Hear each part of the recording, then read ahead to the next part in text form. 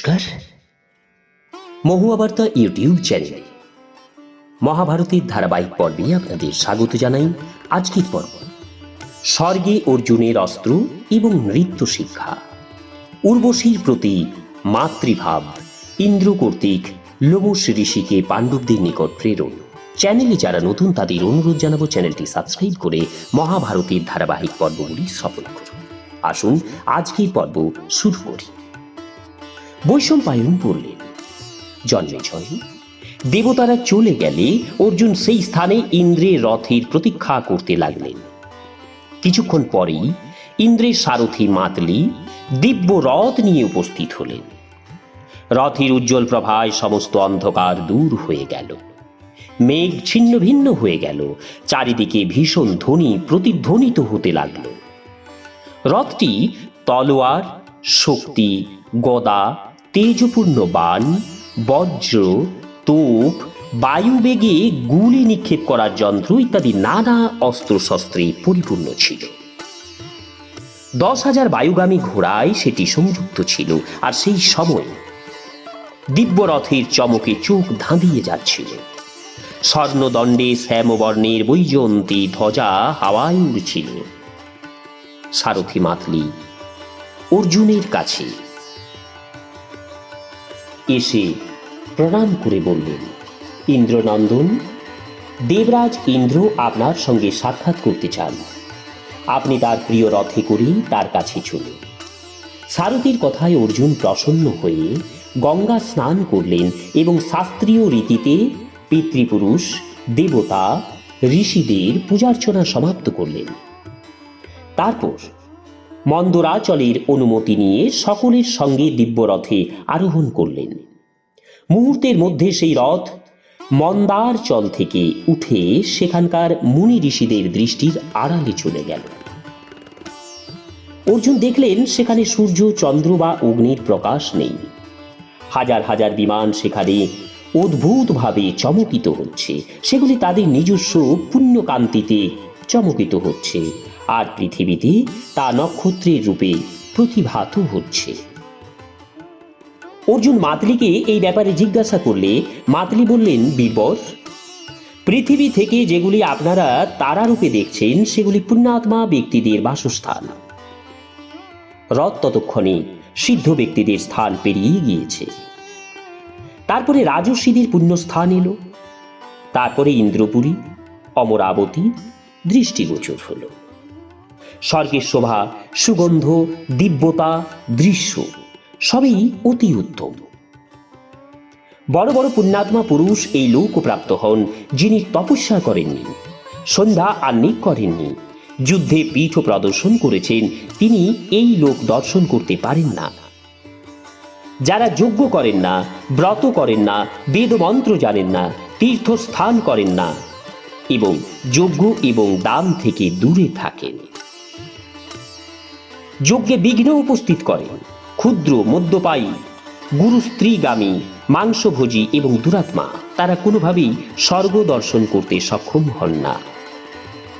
অমরাবতীতে সহস্র সহস্র বিমান দেবতাদের ইচ্ছা অনুযায়ী যাওয়ার জন্য প্রস্তুত। বহু বিমান বিভিন্ন দিকে যাতায়াত করছিল। অপ্সরা এবং গন্ধর্বগণ অর্জুনকে স্বর্গে দেখে তার স্তুতি করতে আরম্ভ করল। দেবতা, গন্ধর্ব, সিদ্ধ এবং মহর্ষিগণ প্রসন্ন হয়ে উদার চরিত্র অর্জুনের পূজায় রত হলেন। অর্জুন সেখানে সাধ্য দেবতা, বিশ্বদেব, পবন, অশ্বিনী কুমার, আদিত্য, বসু, ব্রহ্মর্ষি, রাজর্ষি, তুম্বুরু, নারদ এবং হাহা ও হুহু ইত্যাদি গন্ধর্বদের দর্শন করলেন। তারা অর্জুনকে স্বাগত জানাবার জন্য অপেক্ষা করছিলেন। তাদের পক্ষে সাক্ষাতের পর ক্রমশ ইন্দ্র তাকে এগিয়ে দেবরাজ ইন্দ্রের সঙ্গে অর্জুনের সাক্ষাৎ হল। রথ থেকে নেমে অর্জুন মাথা নত করে ইন্দ্রকে প্রণাম করলেন। ইন্দ্র তাকে স্নেহভরে নিজের পাশে দিব্য আসনে বসালেন এবং তাকে আলিঙ্গন করলেন। সঙ্গীতবিদ্যা এবং সাম গানের কুশল গায়ক তুম্বুরু প্রভৃতি গন্ধর্বগণ মনোহর গাথা গান করতে লাগলেন। হৃদয় এবং বুদ্ধি হরণকারী ঘৃতাচি মেনকা, রম্ভা, পূর্বাচিতি, স্বয়ংপ্রভা, উর্বশী, মিশ্রকেশী, দণ্ডগৌরী এবং বরুথিনী, গোপালী, সহজন্যা, কুম্ভজনী, প্রজাগরা, চিত্রসেনা, চিত্রলেখা, সহা, মধুস্বরা আদি অপ্সরাগণ নৃত্য করতে লাগলেন। ইন্দ্রের অভিপ্রায় অনুসারে দেবতা এবং গন্ধর্বগণ উত্তম অর্ঘ্য দিয়ে অর্জুনের সেবা এবং সৎকার করলেন, তার পা ধুইয়ে দিলেন। তারপরে অর্জুন দেবরাজ ইন্দ্রের ভবনে গেলেন। তিনি ইন্দ্র ভবনে থেকে অস্ত্রাদির প্রয়োগ এবং উপসংহার শিক্ষা করতে লাগলেন। তিনি ইন্দ্রের প্রিয় শত্রুঘাতী বজ্রের ব্যবহারও শিখলেন। প্রয়োজন মতো তিনি মেঘ আচ্ছাদিত করা, মেঘ গর্জনা এবং বিদ্যুৎ চমকিত করাও অভ্যাস করলেন। সমস্ত অস্ত্রশস্ত্রের জ্ঞান লাভ করার পর অর্জুন তার বনবাসী ভাইদের স্মরণ করে মর্তে ফিরে যেতে চাইলেন, কিন্তু ইন্দ্রের বিশেষ অনুরোধে তিনি আরও 5 বছর স্বর্গে কাটালেন। একদিন উপযুক্ত সময়ে দেবরাজেন্দ্র অস্ত্রবিদ অর্জুনকে বললেন, প্রিয় অর্জুন, এবার তুমি চিত্রসেন নামক গন্ধর্বের কাছ থেকে নাচ গান শিখে নাও এবং মর্তে যেসব বাদ্য নেই সেগুলিও বাজানো শিখে নাও। ইন্দ্র চিত্রসেনের সঙ্গে তার সখ্যতা করালে অর্জুন চিত্রসেনের সঙ্গে মিলে নাচ গান বাজনা শিখতে লাগলেন। অর্জুন অচিরেই এইসব বিদ্যায় পারদর্শী হয়ে উঠলেন। এত শিল্প চর্চায় নিমগ্ন থাকলেও যখনই অর্জুনের ভাইদের কথা মনে পড়ত তিনি অস্থির হয়ে যেতেন। একদিন ইন্দ্র দেখলেন অর্জুন নির্বিশেষ শয়নে উর্বশীর দিকে তাকিয়ে আছেন। তিনি চিত্রসেনকে একান্তে ডেকে বললেন, তুমি উর্বশী অপ্সরার কাছে গিয়ে আমার কথা বলো, সে যেন অর্জুনের কাছে যায়। চিত্রসেন পরমা সুন্দরী অপ্সরা উর্বশীর কাছে গিয়ে বললেন, আমি দেবরাজ ইন্দ্রের নির্দেশে তোমার কাছে এসেছি, তুমি তার এই আদেশ পালন করো। মধ্যম পাণ্ডব অর্জুন সৌন্দর্য, স্বভাব, রূপ, ব্রত, জিতেন্দ্রিয়তা ইত্যাদি স্বাভাবিক গুণে দেবতা এবং মনুষ্যদের মধ্যে সুপ্রতিষ্ঠিত। তিনি বলবান এবং প্রতিভা সম্পন্ন, বিদ্যা, তেজ, প্রতাপ, ক্ষমা, মাৎসর্যহীনতা, বেদ বেদাঙ্গ জ্ঞান এবং অন্যান্য শাস্ত্র নিপুণ, 8 প্রকার গুরু সেবা এবং 8 গুণ সম্পন্ন বুদ্ধিতেও পারঙ্গম। তিনি নিজে ব্রহ্মচারী এবং উৎসাহিত বটেই, তার মাতৃকুল এবং পিতৃকুলও অত্যন্ত শুদ্ধ। তিনি তরুণ বয়সী। ইন্দ্র যেমন স্বর্গ রক্ষা করেন, ইনিও তেমনি কারো সাহায্য ব্যতীতই পৃথিবী রক্ষা করতে সক্ষম। তিনি অন্যের প্রশংসা করেন, সূক্ষ্মাতি সূক্ষ্ম সমস্যা ও স্থূল কথার মতো অনুধাবন করতে পারেন। তিনি মিষ্ট বাক্য বলেন এবং বন্ধুদের আপ্যায়নে নিপুণ, সত্যপ্রেমী, নিরহংকার, প্রেম পাত্র এবং দৃঢ় প্রতিজ্ঞ। তিনি তার সেবকদের প্রিয়ভাবে দেখেন এবং গুণে ইন্দ্রের সমকক্ষ। তুমি নিশ্চয়ই অর্জুনের গুণ কাহিনী শুনেছ। তিনি যেন তোমার সেবায় সুখ লাভ করে, তার জন্য তোমার আমার কথা মেনে নেওয়া উচিত। উর্বশী চিত্রসেনের আদর আপ্যায়ন করে বললেন, গন্ধর্বরাজ, তুমি অর্জুনের যেসব গুণের কথা বর্ণনা করলে আমি তা আগেই শুনে মুগ্ধ হয়েছি। আমি অর্জুনকে ভালোবাসি এবং আগেই তাকে নির্বাচন করেছি। এখন দেবরাজের নির্দেশ এবং তোমার কথায় তার প্রতি আকর্ষণ আমার আরও বেড়ে গেল। আমি অর্জুনের সেবা করব, তুমি নিশ্চিন্তে গমন করো। চিত্রসেন চলে যাওয়ার পর অর্জুনের সেবা করার জন্য উর্বশী সানন্দে সুগন্ধি জলে স্নান করলেন। তিনি তো সুন্দরী ছিলেনই, তারপর তিনি নানা বস্ত্রালঙ্কারে সুন্দরভাবে সজ্জিত হলেন। তারপর মৃদু হাস্যে হাওয়ার গতিতে পলকের মধ্যে অর্জুনের কাছে এসে পৌঁছলেন। দ্বারপাল অর্জুনকে তার আগমন সংবাদ দিলেন। উর্বশী অর্জুনের মহলে এলেন। অর্জুন মনে মনে নানা কথা চিন্তা করতে লাগলেন। তিনি দ্বিধাগ্রস্ত হয়ে চোখ বন্ধ করে তাকে প্রণাম করলেন এবং তাকে গুরুজনের মতো আদর আপ্যায়ন করে বললেন, দেবী, আমি তোমাকে নমস্কার জানাই, আমি তোমার সেবক, আদেশ করো। উর্বশী হতচকিত হলেন। তিনি বললেন, দেবরাজ ইন্দ্রের নির্দেশে গন্ধর্ব চিত্রসেন আমার কাছে এসে আপনার নানা গুণের বর্ণনা করেন এবং আমাকে আপনার কাছে আসার জন্য বলেন। আপনার পিতা ইন্দ্র এবং গন্ধর্ব চিত্রসেনের নির্দেশে আমি আপনার সেবা করতে এসেছি। শুধু নির্দেশেই নয়, যখন থেকে আমি আপনার গুণের কথা শুনেছি তখন থেকেই আমি আপনার গুণগ্রাহী হয়েছি। আমি কামনায় জর্জরিত। বহুদিন থেকে আমি আপনার সঙ্গ কামনা করছি, আপনি আমাকে স্বীকার করুন। উর্বশীর কথা শুনে অর্জুন লজ্জায় যেন মাটিতে মিশে গেল। তিনি হাত দিয়ে কান বন্ধ করে বললেন, হায় হায় হায় হায়, এ কথা যেন আমার কানে প্রবেশ না করে। দেবী, তুমি নিঃসন্দেহে আমার গুরুপত্নীর সমান। দেবসভায় আমি যে তোমার অপলোকে দেখেছিলাম তা কোনো কুদৃষ্টিতে নয়। আমি ভাবছিলাম যে তুমি পুরুবংশের আনন্দময়ী মাতা। তোমাকে চিনতে পেরেই আমার চোখ আনন্দে উছলে উঠেছিল। তাই আমি তোমার দিকে তাকিয়েছিলাম। দেবী, আমার সম্পর্কে আর কোনো কথা ভাবা উচিত নয়। তুমি আমার নিকট বড়দের চেয়েও অনেক বড়, আমার পূর্বপুরুষদের জননী। উর্বশী বললেন, বীর, অপ্সরাদের কারো সঙ্গে বিবাহ হয় না। আমি স্বাধীন, অতএব আমাকে গুরুজন ভাবা আপনার উচিত নয়। আপনি আমার উপর প্রসন্ন হন। এই কাম পীড়িতাকে পরিত্যাগ করবেন না। আমি কামচরে জর্জরিত। আপনি আমার দুঃখ দূর করুন। অর্জুন বললেন, দেবী,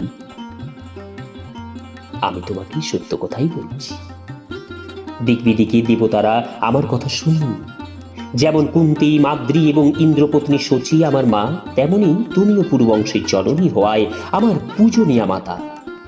আমি তোমার চরণে মস্তক নত করে প্রণাম করছি। তুমি আমার নিকট মাতার ন্যায় পূজনীয়া, আমি তোমার নিকট পুত্রের মতো রক্ষণীয়। অর্জুনের কথা শুনে উর্বশী ক্রোধে কাঁপতে লাগলেন। তিনি তার সুন্দর ভ্রু বাঁকিয়ে অর্জুনকে অভিশাপ দিলেন, অর্জুন, আমি তোমার পিতা ইন্দ্রের নির্দেশে কামাতুর হয়ে এসেছিলাম, কিন্তু তুমি আমার কামনা পূরণ করছো না। সুতরাং তোমাকে স্ত্রীলোকের মধ্যে নর্তক হয়ে থাকতে হবে এবং সম্মান রহিত হয়ে তুমি নৃপংসক নামে প্রসিদ্ধ হবে। তখন ক্রোধে উর্বশীর ঠোঁট কাঁপছিল, দীর্ঘশ্বাস পড়ছিল। তিনি নিজ গৃহে ফিরে এলেন। অর্জুন তাড়াতাড়ি চিত্রসেনের কাছে গিয়ে উর্বশীর সমস্ত কথা তাকে জানালেন। চিত্রসেন ইন্দ্রের কাছে গিয়ে সব কথা খুলে বললেন। ইন্দ্র তখন অর্জুনকে কাছে ডেকে অনেক কিছু বোঝালেন এবং একটু হেসে বললেন, প্রিয় অর্জুন, তোমার মতো পুত্র পেয়ে কুন্তী সত্যিই পুত্রবতী হয়েছে। তুমি তোমার ধৈর্যের দ্বারা ঋষিদেরও পরাজিত করেছ। উর্বশী তোমাকে যে শাপ দিয়েছে তাতে তোমার মঙ্গল হবে। যখন তোমরা 13তম বর্ষে অজ্ঞাতবাস করবে, সেই সময় তুমি 1 বছর নৃপংসক হয়ে অজ্ঞাতভাবে থেকে এই শাপ ভোগ করবে। তারপরে তুমি তোমার পুরুষত্ব প্রাপ্ত হবে। অর্জুন অত্যন্ত প্রসন্ন হলেন। তার চিন্তা দূর হল। তিনি গন্ধর্বরাজ চিত্রসেনের সঙ্গে স্বর্গে সুখ ভোগ করতে থাকলেন এবং আনন্দে থাকলেন। জন্মছয় অর্জুনের চরিত্র এমনই পবিত্র যে যে ব্যক্তি এটি প্রতিদিন শ্রবণ করে তার মনে আর পাপ বাসনা জাগে না। এই সময় মহর্ষি লোমশ স্বর্গে এলেন। তিনি দেখলেন অর্জুন ইন্দ্রের অর্ধেক আসনে বসে আছেন। তিনিও অন্য একটি আসনে উপবেশন করে ভাবতে লাগলেন, অর্জুন কি করে এই আসন লাভ করল? সে এমন কি পুণ্য কাজ করেছে, কোন দেশ জয় করেছে যে সর্বদেব বন্দিত ইন্দ্রাসন প্রাপ্ত হয়েছে? দেবরাজ ইন্দ্র লোমশ মুনির মনের কথা জেনে ফেললেন। তিনি বললেন, ব্রহ্মর্ষি, আপনার মনে যে চিন্তার উদয় হয়েছে আমি তার উত্তর দিচ্ছি। অর্জুন শুধু মানুষ নয়, সে মনুষ্য রূপধারী দেবতা। সে মনুষ্য রূপে অবতার গ্রহণ করেছে। সে হলো সনাতন নর ঋষি। এখন সে পৃথিবীতে অবতার হয়ে রয়েছে। মহর্ষি নর এবং নারায়ণ কার্যবশত পবিত্র পৃথিবীতে অর্জুন এবং শ্রীকৃষ্ণ রূপে অবতীর্ণ হয়েছে। নিবাত কবচ নামে একটি দ্বৈত মদনমুক্ত হয়ে আমার অনিষ্ট করছে। সে বর পেয়ে নিজেকে ভুলে গিয়েছে।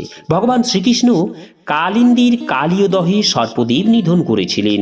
তিনি যে দৃষ্টি মাত্রেই নিবাত কবচ দ্বৈতকে সানুচর নাশ করতে পারতেন তাতে কোনো সন্দেহ নেই, কিন্তু শ্রীকৃষ্ণ মহান তেজপূজ্য, এত ছোট কাজের জন্য তাকে অনুরোধ করা অনুচিত। তার ক্রোধ যদি একবার জেগে ওঠে তাহলে সমস্ত জগৎকে তা ভস্মীভূত করে দিতে পারে। এই কাজের জন্য অর্জুন একাই যথেষ্ট। সে নিবাত কবচকে বধ করে তবে পৃথিবীতে যাবে।